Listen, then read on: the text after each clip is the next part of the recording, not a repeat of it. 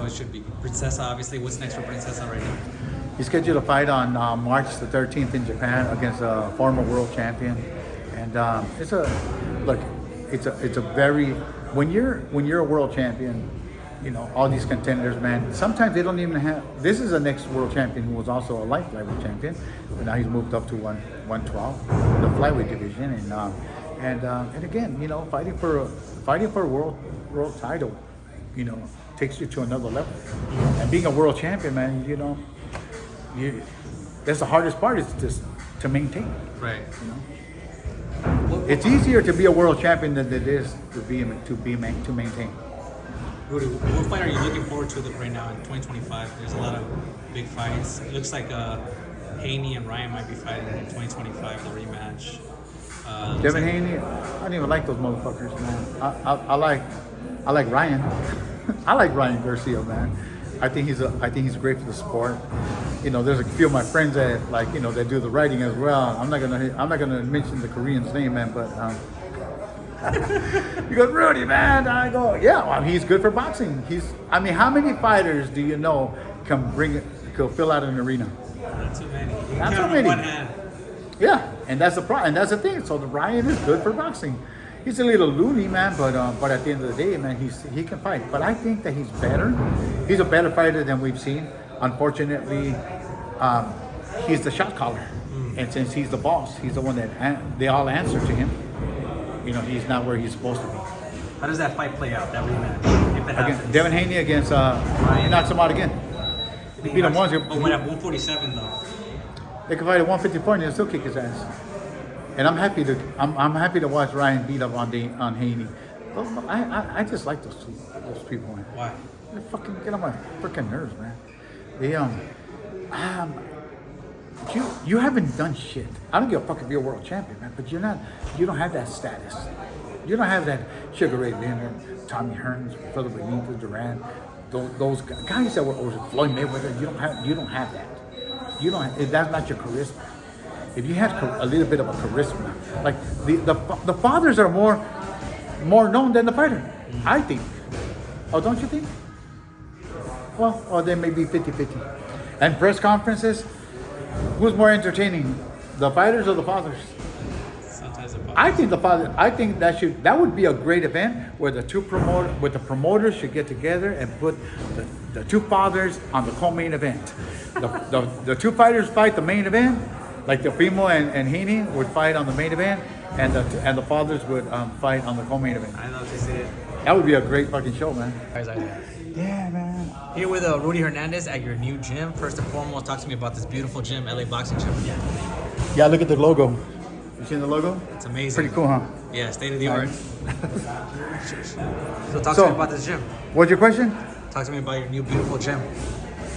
It's my friend Matsuda decided to open up a boxing gym here in the Los Angeles Little Tokyo district in the area, and we're hoping that it blows up and we get a bunch of people come work. There's a lot of clients here. People sparring right now.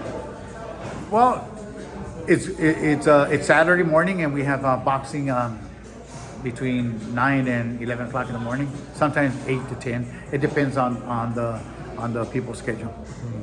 And obviously talk to me about your two world champions, Princesa and Junto Nakatani. I mean, Junto is 3-division world champion, very impressive. And you've had him since the amateur, so that says a lot. Well, I also had Tony from day one. Exactly. Started from day one, and now he's I always believed that he'd be a world champion by the time he had 8 professional fights. It was just something about him, and also the fact that he beat the #1 in the nation in the Olympic trials. And to me, that was the biggest win. And so I turned him pro right away. I didn't care about going to the Olympics or anything else than that. And I think at the end of the day, that was the best decision I think I ever made. And today he's the WBO flyweight champion. All right. What's next for Junto right now? Junto's next fight is against, he's fighting in Japan on February the 24th. He's fighting David Cuellar, who's a undefeated Mexican fighter. And I believe that there's not a single contender in the sport that isn't dangerous. So we're going we're going to be ready. You know, come fight time, you know, we're gonna be ready. And obviously, in the near future, I know there's talks of obviously Inoue that will be probably the biggest fight in Japanese history. Well, based on his promoter's schedule, we don't fit in his 2025 schedule. But that's okay. At the end of the day, we're in our lane and he's in his lane, and you know, and if the roads cross one day, then that'll happen. Rudy, how special is Junto? Because obviously he's How tall. what? How special is he? Junto's the best fighter I've ever trained. I think he is so dedicated. He's not only is he a smart fighter, but he's also a strong fighter, and his will to be great is unbelievable. He walks. And first of all, when my guys walk into the ring, into the gym, they're here to train and they're here to work out. There's no special treatment. Oh, I'm a world champion. No, fuck that. That shit stays out the gym, because the hardest part is maintaining that status. It's really, really hard. And I believe that again, they come into the gym. You know how many times Junto gets off the ring so they continue sparring and then he goes back in there? How many world champions do you know would do something like that? Right. And here's the thing. And this is why I've said this. There's trainers and then there's coaches. Very few coaches in boxing anymore. They're older already. They're gone. They're not here anymore. And the bottom line is that these trainers fucking answer to the fighter. Coaches don't answer to a fucking fighter. A coach will tell the fighter to go fuck himself. He doesn't care if he's a fucking world champion or not. You can get the fuck out of here. Into the goddamn day. There's only one boss in a fucking team, and that's the coach. Into the day, because you have to have the faith. You have to believe.